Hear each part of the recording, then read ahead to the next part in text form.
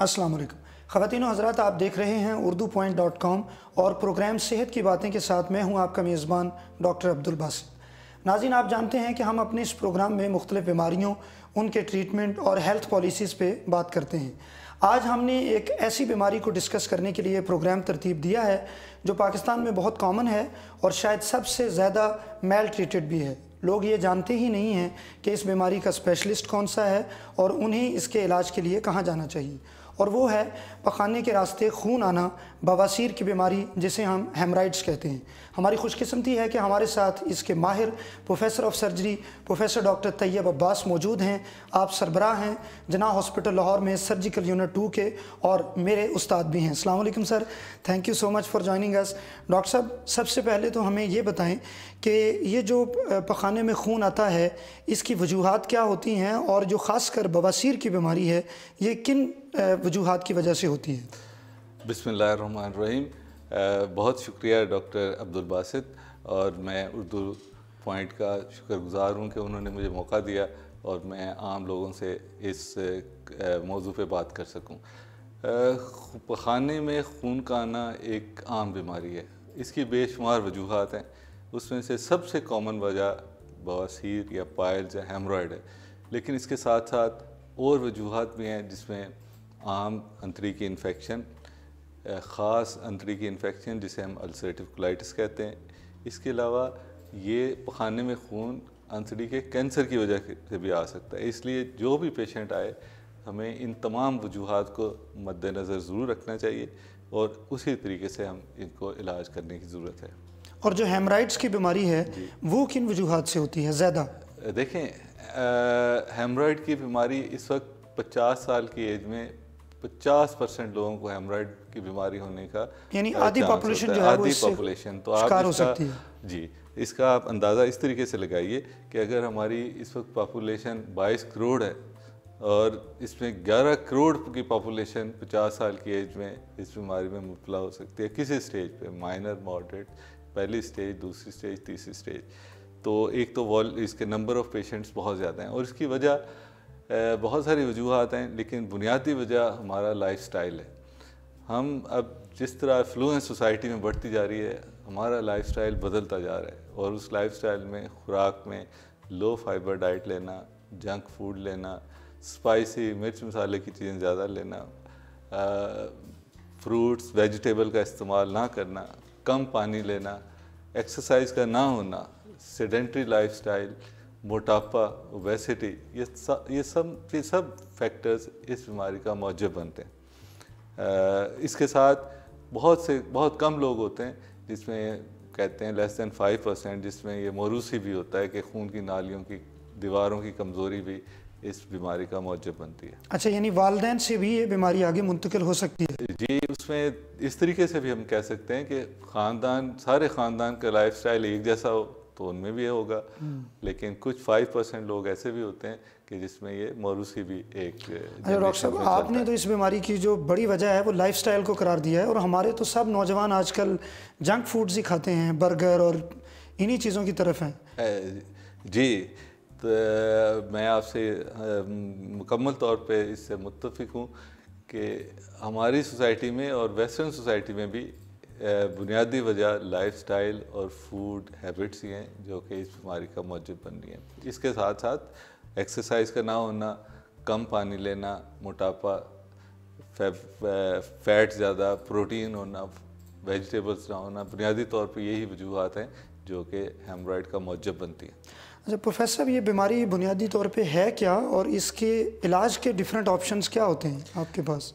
देखें, बुनियादी तौर पे हमारे जो अंतड़ी का आखिरी हिस्सा है जिसे हम मखद कहते हैं, और रेक्टम से अगला हिस्सा जिसे 4 सेंटीमीटर का पार्ट ट्यूब जो होती है उसे बोलते हैं एनल कैनाल। यहाँ पे जो अंदर झिल्ली होती है जिसे म्यूकोज़ा कहते हैं, म्यूकोज़ा के नीचे खून की नालियों के गुच्छे, उनको हेमरॉयड उनको बोला जाता है। ये हर बंदे में नॉर्मल है, और ये 3 जगहों पे अगर हम घड़ी की पोजीशन में देखें तो 3, 7, 11 ओ क्लॉक पे ये खून की नालियाँ एक तरह का एक फूली हुई होती हैं जिसे एनल कुशन बोलते हैं, कि इनका काम ये है कि नॉर्मली ये एनल होल या मकद को बंद करके रखते हैं, और जब سٹول نے پاس کرنا ہوتا ہے تو سلائڈ کر جاتے ہیں، تو اینل کشن کا کام کرتے ہیں. یہ نارملی ہیمورائڈ اس طرح سے انیٹومیکلی ہر بندے میں یہ اسٹرکچر پائی جاتی ہے.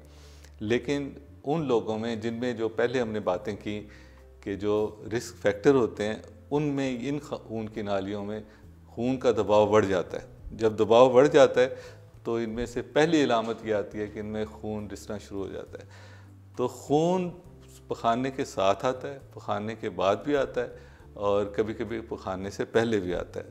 اور اس کی خون آنے کی جو پیٹرن ہے وہ ڈراپس کی شکل میں آتا ہے اور کبھی کبھی دھار کی شکل میں بھی آتا ہے. اور یہ اس میں بالکل کوئی پین نہیں ہوتا. It is a painless bleeding PR، یعنی مقد کے راستے. اچھا، مریض کو اس کا اندازہ نہیں ہوتا، اس کی پین وغیرہ نہیں ہے کوئی؟ جی، اس جو ابتدائی سٹیج پہ اس پہ کوئی پین نہیں ہوتی. It is a painless bleeding. اور اس کا رنگ، خون کا رنگ بھی بالکل برائٹ ریڈ فریش بلڈ ہوتا ہے، کیونکہ یہ خون کی شریان اور وریدوں کا مکس بلڈ ہے، تو اس کا کلر بھی ایسا ہوتا ہے. تو پہلی علامت پخانے میں خون آنا ہے.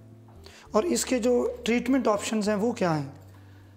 دیکھیں، ٹریٹمنٹ آپشن ہم اس کی کرنے سے ساتھ ساتھ پہلے ہم اس کی اس طرح کریں گے کہ سیویریٹی کیا کیا ہے. تو بنیادی طور پہ 3 سٹیجز اس ہیمورائڈ کی کہلاتی ہیں. پہلی سٹیج پہ یہ خون کی نالیاں صرف مقد کے اندر پخانہ کرتے وقت ان میں سے بلیڈ کرتی ہیں. اس کو کہتے ہیں فرسٹ ڈگری، پہلی سٹیج. اور اس میں مقد سے باہر کوئی چیز باہر نہیں آتی اور پیشنٹ صرف بلیڈ کرتا ہے. اس کو انٹرنل ہیمورائڈ بھی بولتے ہیں، اور عام زبان میں اسے خونی بواسیر بھی کہہ دیتے ہیں. دوسری سٹیج پہ جب سٹول کے لیے مریض بیٹھتا ہے تو خون کی نالیاں گچھوں کی شکل میں باہر آتی ہیں، اور اس کو ہم سیکنڈ سٹیج آف ہیمورائڈل ڈیزیز بولتے ہیں. اور تیسری سٹیج پہ ہر وقت یہ مقد سے باہر خون کی نالیاں پرولیپس کرتی ہیں، اور اس کو ہم مسوں والی بواسیر کہہ دیتے ہیں یا تھرڈ ڈگری ہیمورائڈ کہتے ہیں. تو ان کا ٹریٹمنٹ اس سٹیج کے مطابق کیا جاتا ہے. تو پہلی سٹیج میں صرف پیشنٹ کو ہم زیادہ سٹریس یہ کہتے ہیں کہ وہ لائف سٹائل جس کی وجہ سے یہ پائلز ہوئے ہیں وہ لائف سٹائل کو موڈیفائی کرے. اور وہ وہی ہے کہ ہائی فائبر ڈائٹ لینا، ایکسرسائز کرنا، سیڈنٹری لائف سٹائل کو اپنے سے ختم کرنا، اور وقت پہ سونا، یہ بات. اور پخانے پہ زور نہیں لگانا، اسموکنگ کو اوائڈ کرنا. ایک بہت بڑی ہیبٹ ہے کہ اسموکر سگریٹ لگا کے ٹوائلٹ میں بیٹھتے ہیں، ہر وقت اسٹرین کرتے رہتے ہیں، اور اس سے ہر چیز باہر آتی ہے اور یہ معجب بنتا ہے. تو پہلی سٹیج میں ان چیزوں کا ہی کرنا بہت سارے پیشنٹ میں کافی ہوتا ہے. لیکن اگر اس سے علامات کا کنٹرول نہ ہو تو پھر ہم جہاں سے یہ خون رس رہا ہے اس کے اوپر ایک انجیکشن لگاتے ہیں، اس کو بولتے ہیں انجیکشن سکلیرو تھراپی. تو فرسٹ ڈگری ہیمورائڈ کا treatment modification of life style اور انجیکشن سے معاملات ٹھیک ہو جاتے ہیں. دوسری سٹیج میں جس میں مسئلے باہر آنا شروع ہو تو اس میں لائف سٹائل موڈیفائی کرنے کے ساتھ ساتھ ہم ایک ربر بینڈ لگا دیتے ہیں جسے بینڈنگ کہتے ہیں.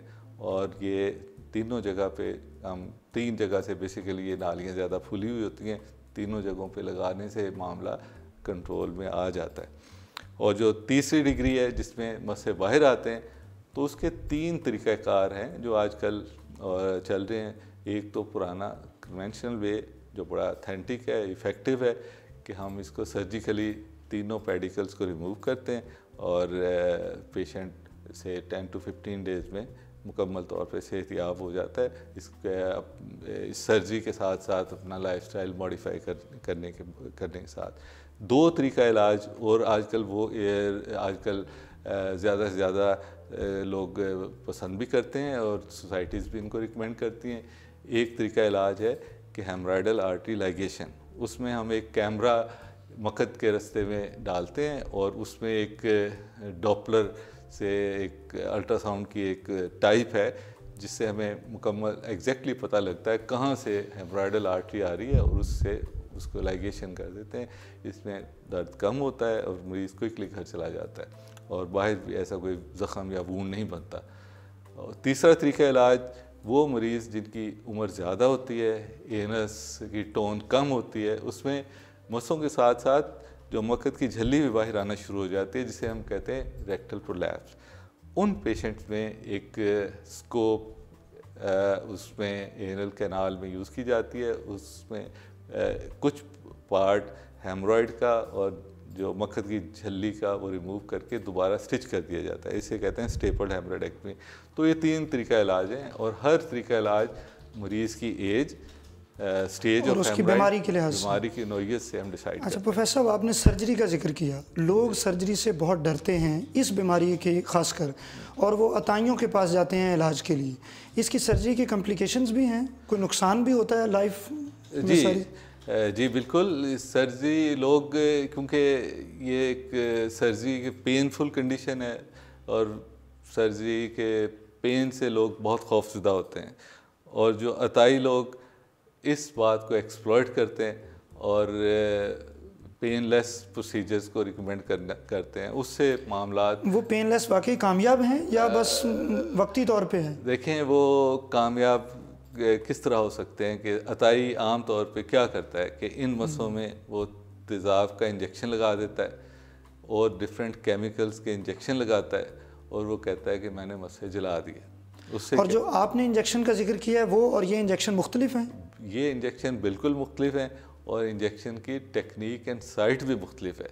یہ جو ڈاکٹر انجیکشن لگاتا ہے وہ انتڑی کے اس حصے میں لگایا جاتا ہے جہاں سینسیشن نہیں ہوتی، اور کویک تو ایسا پڑا ہوا نہیں ہوتا، اس کو اس انیٹمی کا بھی نہیں پتہ کہ وہ کہاں. وہ تو جو سکن پہ باہر انجیکشن لگاتا ہے جو کہ بہت ہی سینسٹیو، اور اگر اس میں انجیکشن لگا دیا جائے تو بعد میں بڑا پینفل، اور پھر کمپلیکیشن، نو اسٹیریلٹی، کوئی اسٹیرلائزیشن نہیں ہوتی، انفیکشن اور بہت سارے معاملات اس میں بگڑ جاتے ہیں.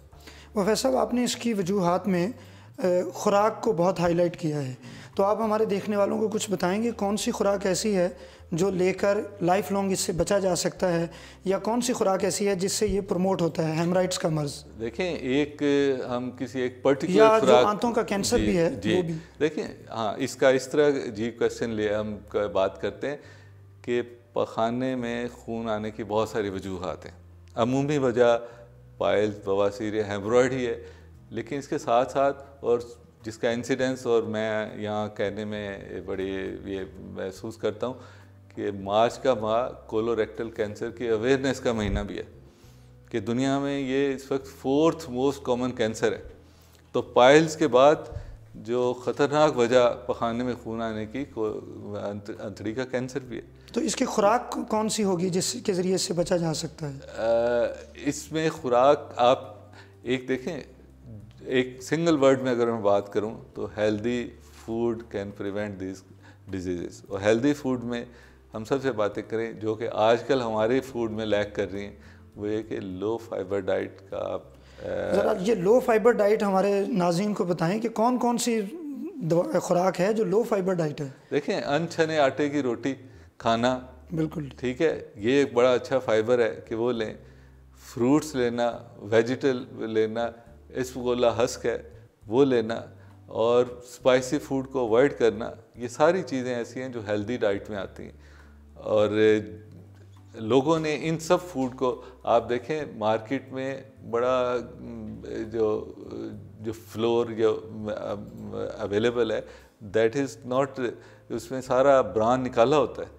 اچھا، جو آٹا مارکیٹ میں دستیاب ہے جی اس کے ذریعے یہ پروموٹ ہو سکتی ہے؟ اس کے پروموٹ ہوتا ہے. جو پرانے طریقہ کار سے جو ہماری ان چھنے آٹے کی روٹی تھی تو اس میں تو معاملات ایسے نہیں تھے.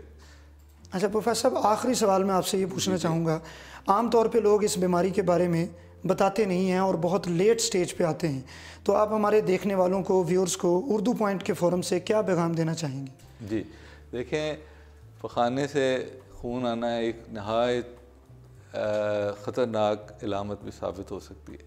تو اس میں کسی قسم کی بھی چیز کو ہائیڈ کرنا، ڈیزیز کو کمپلیکیٹ کرنا اور اس کو ایڈوانس سٹیج پہ ڈاکٹر کے لانے کے مترادف ہے. تو سوسائٹی میں کسی بھی بیماری کو کہتے ہیں کہ ارلی ڈائگنوسس پرومپٹ ٹریٹمنٹ میں ہیلپ کرتا ہے.